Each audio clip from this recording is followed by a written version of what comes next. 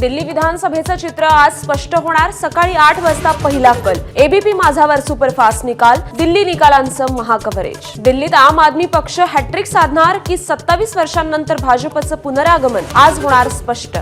उपमुख्यमंत्री एकनाथ शिंदे रात्री दिल्लीला रवाना। आज भाजपच्या वरिष्ठांची भेट घेण्याची शक्यता।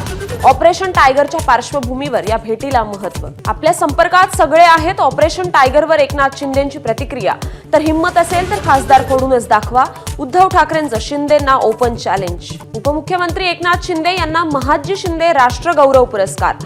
दिल्लीत 11 फेब्रुवारीला शरद पवारांच्या हस्ते होणार शिंदेंचा सन्मान। लाडकी बहीण योजनेचे पैसे परत घेतले जाणार नाहीत। अजित पवार आणि आदिती तटकरेंची माहिती।